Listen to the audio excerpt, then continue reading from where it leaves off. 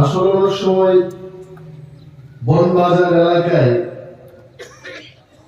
দাঁড়িয়ে ক্যালকেশিয়ান অর্থাৎ শুদ্ধ বাংলায় বক্তৃতা করা মনের মধ্যে এটা চায় না। আমরা বাড়ি করে যে ভাষায় কথা বলি ওই ভাষাতে ভালো লাগে।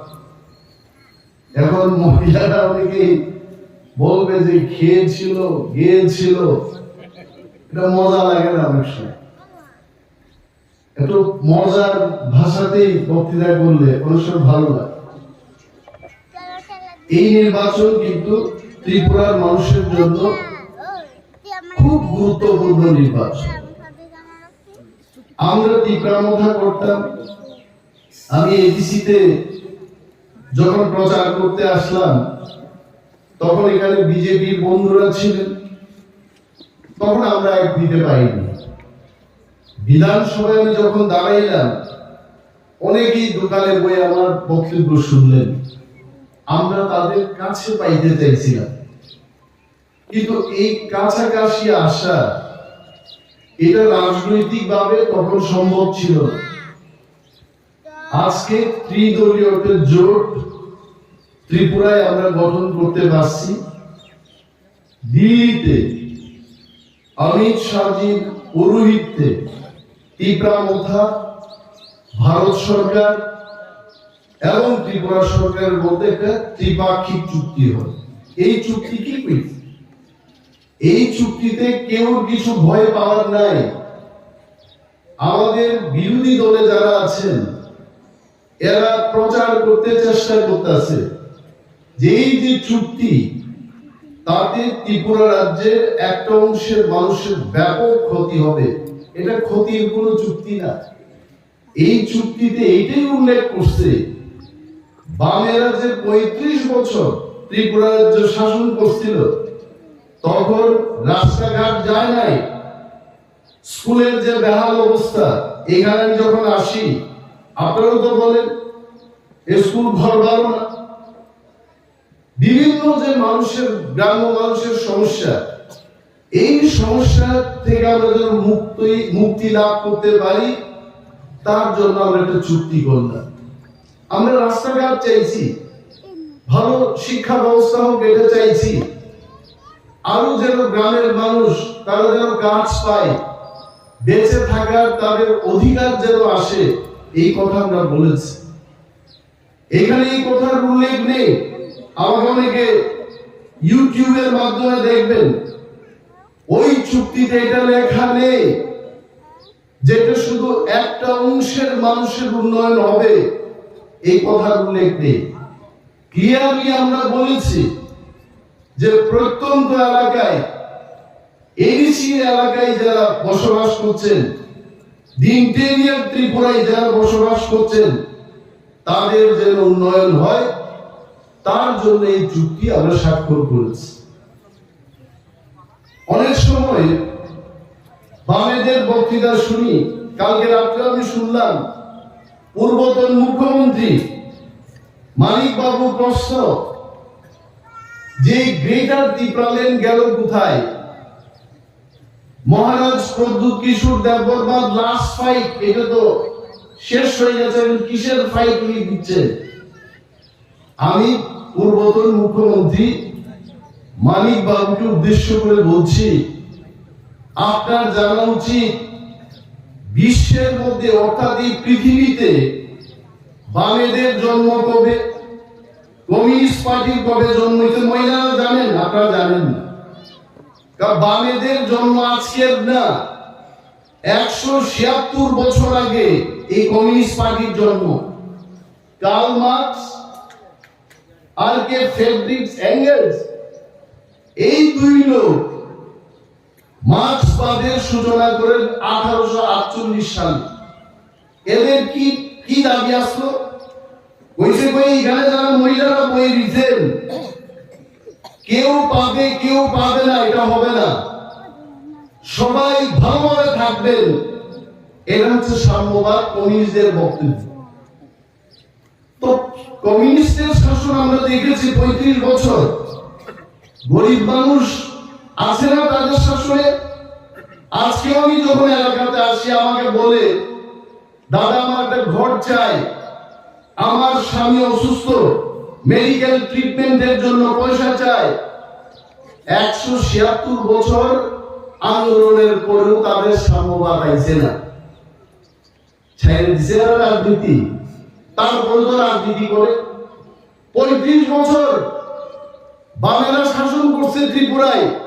সমস্ত মন্ত্রী তাদের, মুখ্যমন্ত্রী, পুলিশ মন্ত্রী, পঞ্চায়েত মন্ত্রী, দুনিয়ার মন্ত্রী।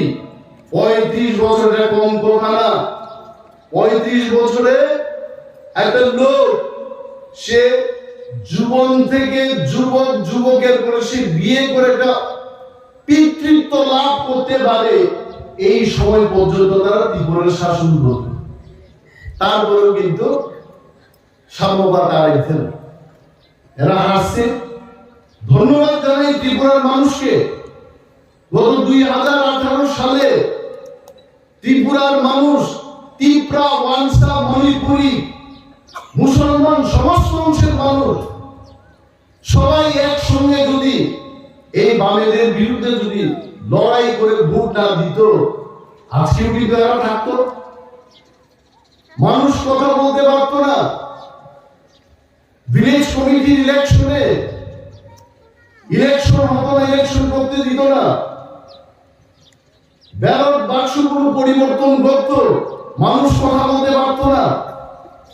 বিডিও থেকে শুরু করে পুলিশ, এভরিওয়ান সিপিএম এর লোকগুলিকে বসিয়ে রাখতো, বিরোধী দলের লোক পিটা খাইতো, তারপর কমপ্লেইন লেখার কোনো জায়গা ছিল না। এরা গণতন্ত্রের কথা বলত। রাজাবাবু লাস্ট ফাইটের কথা এরা বলছে, আরে লাস্ট ফাইট তো টাইম দিছিল। আপনাদের মনে আছে কিনা সমীর নিশ্চয় মনে আছে, বামেরা এইবার যে 2023 ইলেকশন গেল, ইলেকশনের বিকেল বেলায় সাংবাদিক সম্মেলন করতে, আমার মনে আছে কি হইতে, ওই নির্বাচন খুব সুষ্ঠুভাবে হইতে, সব মানুষ ভোট দিতে পারছে, তাদের কোনো কমপ্লেইন নাই। এটা আমার কথা না, আপনারা ইউটিউব দেখেন। তারপরে পরের দিন থেকে, অর্থাৎ নির্বাচন যেদিন শেষ, পরের দিন থেকে এরা কনফিডেন্ট। এদের সমন্বয় কমিটির কর্মচারীরা চাঁদা তুলতে আরম্ভ করছে। আমরা করতেছি কংগ্রেস এদের বন্ধু ছিল, কংগ্রেসের নাম নিছে না, ও কংগ্রেসের বাদ দিয়েই সিপিএম এর 2023-এ ক্ষমতা চাইতেছে, চাঁদা তুলতে আরম্ভ করছে। কারণ বিজয় মিছিল করতে হবে। যেই বাক্স তীব্রা মথা তারা দ্বারের কাছে আনছে না, এরা বলছে তীব্রা মথা বড় জোর 4-5টা সিট জিতবো, এটা পার্টি না। যেই বাক্স পাও খুললো, বামেরা 16 থেকে 9 মাইল 11, আর ভগবানের নামাই দিছে এখানে 10-এ। ওকে, তারপর তীব্রা মথা হয়ে গেল প্রধান বিরোধী দল। সহ্য হয় না। অনিলের দেববর্মা বিরোধী দলনেতা বিধানসভায় মানুষের জন্য কথা বলে, তারপরেও বলে অনিমেষ বাবুর মধ্যে বিরোধীর চরিত্রের চেয়ে সরকারের চরিত্র দেখি। আমি জানি না কি চরিত্র এরা দেখতে, এটা আশ্চর্য হয় না। আর এরপরে এখন মালিক বাবু বিভিন্ন জায়গায়, ত্রিপুরার বিভিন্ন জায়গায় বক্তৃতা করে বলেন যে তীব্রা মথার কারণে আমরা বামেরা ক্ষমতা দখল করতে পারি নাই। বলছে যে 22টা জেনারেল সিটে যদি তীব্রা মথার প্রার্থী দাঁড় না করাতো, বামেরা বলে সরকার আইতো। আচ্ছা বলেন তো, তীব্রা মথার বলটা কি সিপিএম এর বাঁচানোর জন্য আমরা করছি? আমাদের তো দাবি দাওয়া আছে। নির্লজ্জ ভাবে এখন বলেন উনি যে তীব্রা মথার কারণে আমরা ক্ষমতায় আইতে পারছি না। আরে মহোদয়, আপনি তো কইছিলেন, আপনার দল কইছিল, সবাই ভোট দিছে, সবকিছু ঠিক আছে, রেজাল্টের পরে আপনাদের বাক্য চেঞ্জ হয়ে গেল, কি ব্যাপার? আসলে বাংলা বুঝে না। সেদিন উনি আরো বক্তৃতায় বললেন, আমরা মানুষের জন্য সবকিছু করেছি, কিন্তু মানুষ ওনাদের সাথে বেঈমান করেছে, এটা ওনার বক্তব্য। এইভাবে কি মানুষ ভোট দেবে বলুন? এই আশ্রমবাড়ি বনবাজার এলাকায় সিপিএম এর রাজত্ব অন্তত 65 বছরেরা রাজত্ব করছে এই এলাকায়। আমাদের ত্রিপুরায় কংগ্রেসের সরকার, এখানে বিদ্যালয় পড়বা এমএলএ। ত্রিপুরা রাজ্যে জোটের সরকার, এখানে কংগ্রেস বিদ্যালয় পড়বা এমএলএ। তখন তো সিপিএম এর রাজত্বই ছিল। কেন আজকে একটা চাষার ঘরে টিসিএস অফিসার হইল না? একটা সন্তানের বাড়িতে কেন একজন সুদক্ষ অফিসার জন্মগ্রহণ করলো না? তার জন্য কংগ্রেস গভর্নমেন্ট দায়ী না বিজেপি পার্টি দায়ী? এই সময়টার মধ্যে আপনারা চিন্তা করেন, এই যে হাইওয়ে সড়ক সমিতি ঠিকই বলেছে, এটা ত্রিপুরা রাজ্যে আগে একটাই হাইওয়ে আছে। এই হাইওয়েতে যখন পাহাড় থেকে ধস নামতো, আসাম আগরতলা সড়ক বন্ধ। আমার মনে আছে 2018 ইলেকশনের আগে আমাদের ত্রিপুরার বিজেপির পূর্বতন মুখ্যমন্ত্রী বিপ্লব বাবু, উনি প্রদেশ কমিটির সভাপতি ছিলেন।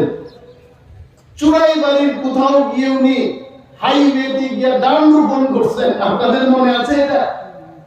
এটা বামেদের আমলে। আর আজকে যখন বিজেপির সরকার আইতে, ওই হাইওয়েটা তো ডাবল লেন করেছে, তারপরে আরো 6টা কমপ্লিট হয়ে গেছে হাইওয়ে, আরো 2টো হচ্ছে। টোটাল ত্রিপুরা রাজ্যে আজকে এই ন্যাশনাল হাইওয়ে আপনারা কল্পনা করতে পারেন? আর সেই দিন আমরা দেখব, আবার যদি ভারতীয় জনতা পার্টির সরকার, মোদিজির নেতৃত্বে তৃতীয়বার যদি সরকার হয়, আমি আশা করছি, আমি আশা রাখছি, এটা আমি কেউর থেকে এটা শুনি নাই, নিশ্চয়ই আমাদের কোয়াইয়ের লোকেরা ট্রেনের যে যোগাযোগের যে ব্যবস্থা, এটা মনে আমাদের ভাগ্যে আনতে পারে। আর এরা কি করছে? বামেরা আগে কি কইছে? আন্দোলন করতেই এখান থেকে চাষা, জোড়া, মুন্ডা, তেলেঙ্গানায় নিয়ে যেত আগরতলায়। দাবি কি? ত্রিপুরায় ধর্মনগর থেকে সাবরুম পর্যন্ত রেল লাইন সম্প্রসারণ করতে হবে। বুঝছে? আন্দোলনই করাইছে মানুষের। চাঁদা, চাষাদের থেকে, কৃষকদের থেকে চাঁদা তুলতে তুলতে কৃষকরা টাইম দিছে না, কৃষকদের চাষবাস করার টাইম দিছে না, শুধু আন্দোলনে চলো। আল্লাহ আন্দোলনটা কই রাখবো জিগাইছে, কিন্তু চাষারা, কৃষকরা জিগাইছে, কই দাদা ডেইলি যে আন্দোলনে যাবো, মিটিং এ যাবো, আর এই লাঙ্গল জুয়াল এগুলো তো রাইখে দিইব, কইছে এটা ছাদের উপর তুইলা দাও, চলো আমরা আন্দোলনে যাই। কৃষকের অবস্থা শেষ, কৃষক আর কৃষিকাজ করতে পারে না।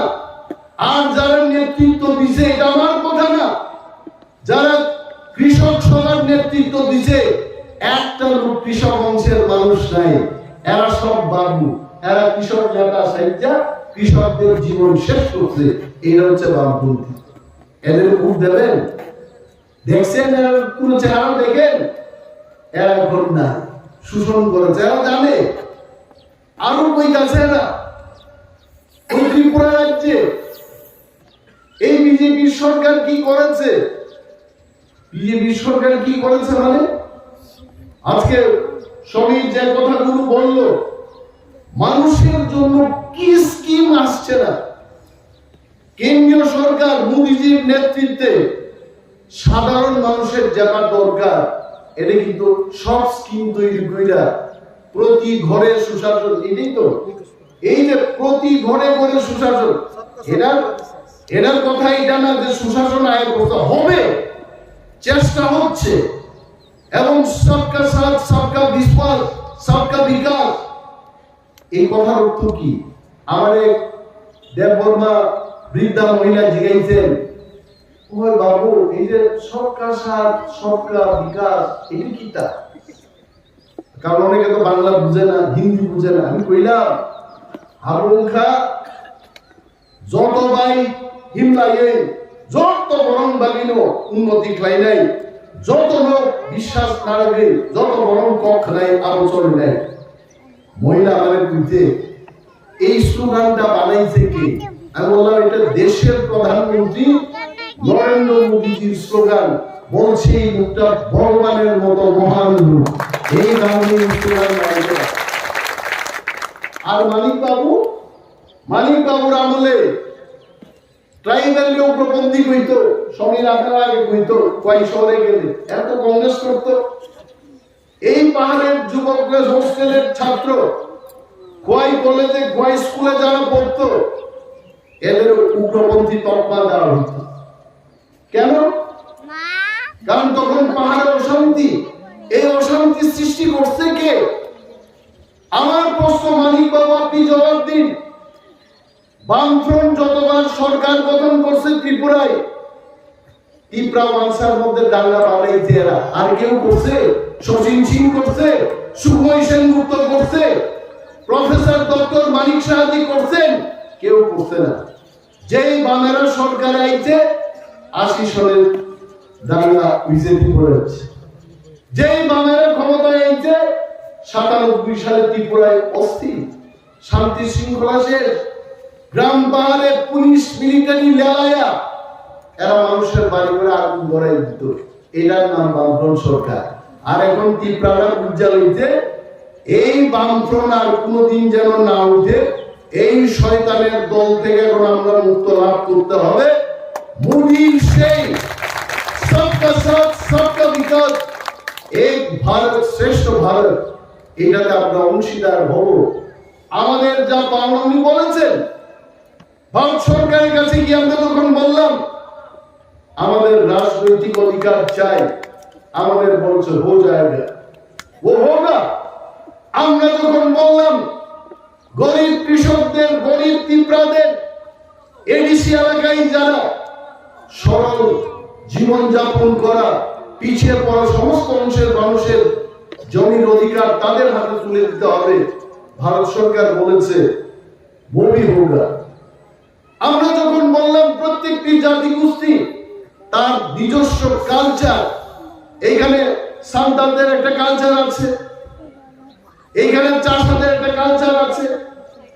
আমি ছোটবেলায় আমার গ্রামের ওইখানে কিছু গৌড় অংশের মানুষ, মানে ছত্তিশগড়ীয় যে গৌড়, এরা উনাদের বিবাহ আসরগুলোতে একটা গান করতো, চারচারে বাজে, লিলির বাজে, হলদি মাইখা এরা ডান্স করতো। মনোরম, এটা তাদের কালচার, তাদের সংস্কৃতি, এটাকে মর্যাদা দিতে হবে। আমি কি চাপাই দিব যে শাড়ি পরা চলবে না, রিংটাই ভর্তি দিব, এইখানে চাষার ল্যাঙ্গুয়েজে ভাষায় কথা বলতে পারবে না, কর্করক বলতে হবে? এইটা গণতন্ত্র না। এটা কারা করেছে? আইডেন্টিটি ত্রিপুরার মতো জাতের এরা লিখে দিছে সবখানে। আপনারা এটা খেয়াল রাখবেন।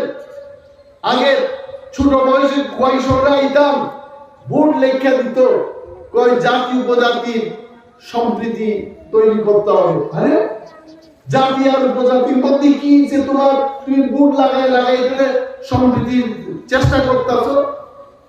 সম্প্রীতি মুখে হয় না, সম্প্রীতি বিপদে আপদে হেল্প করে সাহায্যের হাত বাড়িয়ে সম্প্রীতি আনতে হবে। এই আমার ছোট ভাই সমীর এখানে বলেছে যে ডিমান্ডের রাজনীতিতে বিশ্বাসী না মোদীজি, উন্নয়নের রাজনীতিতে বিশ্বাসী। পাহাড়ে স্কুল চাই, রাস্তাঘাট চাই, জলের ব্যবস্থা চাই, তার জন্যই কিন্তু এই ত্রিদলীয় জোট। এটা করে সম্প্রীতি তৈরি করতে হবে। আর এরা খালি স্লোগানই দিতে, এটা সত্য কথা। অযথা এই বনবাজার এলাকায় মিছিল বাইক ইলেকশনের সময় বলতো লড়াই লড়াই লড়াই চাই, লড়াই করে বাঁচতে চায়। আর কিন্তু দুনিয়ার মজদুর এখন, আরে এখানে কাটা তারের বেড়ার পারে পারবো? কমরেডটাই কাটা তারের বেড়ার পারে গিয়ে মজদুরের এক করতে পারবো? কথা কর। আমার ত্রিপুরার মজদুররে এক করতে পারত না, দুনিয়ার মানে কি সারা বিশ্বের, সারা পৃথিবী আন্তর্জাতিক দল।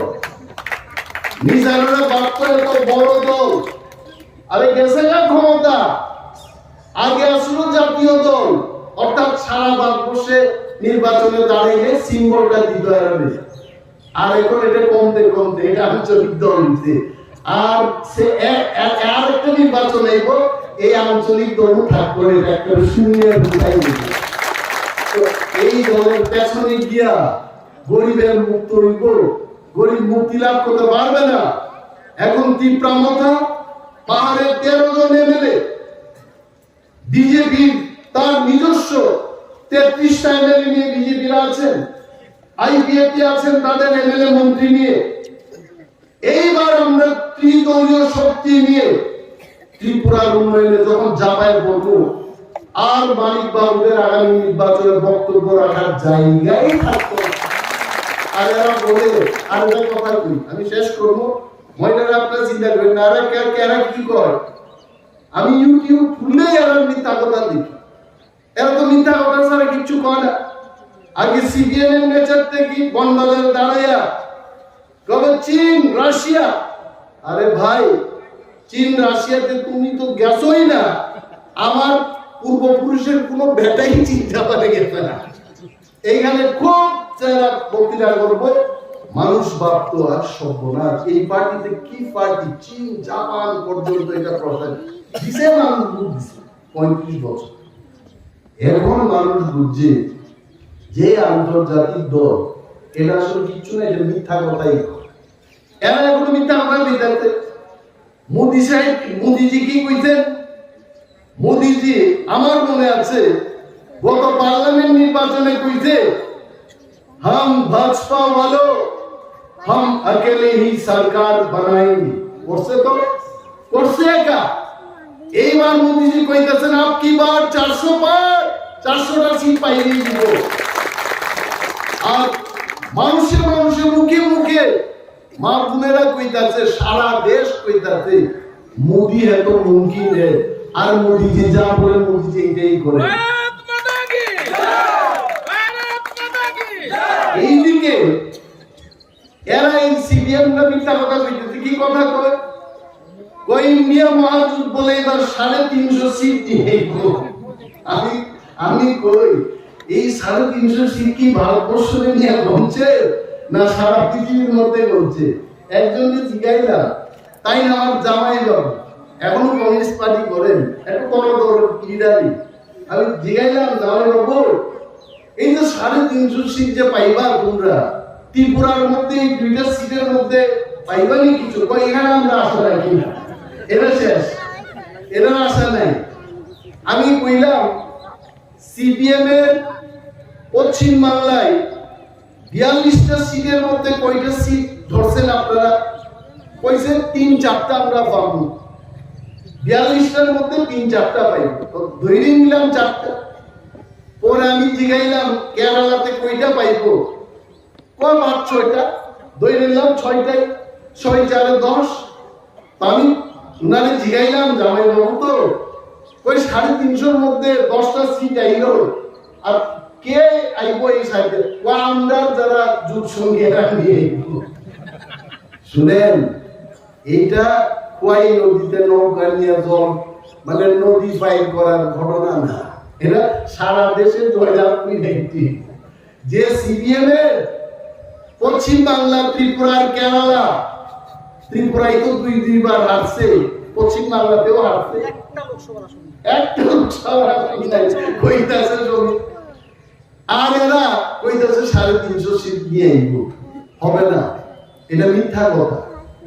আর এরা নানান প্রচার করতে পারে, আমি জানি, আমরা খবর পাইছি যে এরা এটা বেজাল লাগাবে, এরা যে প্রার্থীদের নির্বাচন অব্দি টিকায় রাখবো এই প্ল্যান নাই। এরা প্ল্যান বাইকে যাওয়ার প্ল্যান।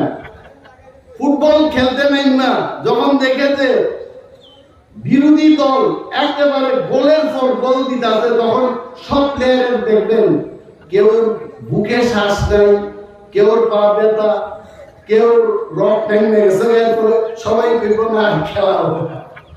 এরা বাইকে যাওয়ার প্ল্যান। এদের কিচ্ছু করতেই তো না।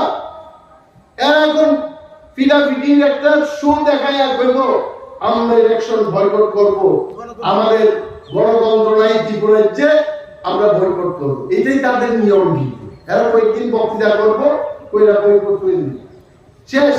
এটার নাম সিপিএম। আর এদের পেছনে আপনারা যাইবেন আর একটা টেকনিক এরা এখন করে, আগের পুরনো যারা চেয়ারম্যান মেম্বার এদের নাম এবং মোবাইল দিয়ে মোবাইলে নাকি ক্লাস করে। আমি কই আমরা ময়দানে নাইন সবাই 100 জনকে তো বুঝাতে পারবো না, 90 জনকে পারবো, 95 জনকে পারবো। আর বেটারা মেলার মাঠের অফিসে বইয়া মোবাইলে ফোন কইরা পার্টি করবো, এদের আর কোনো শক্তি নাই।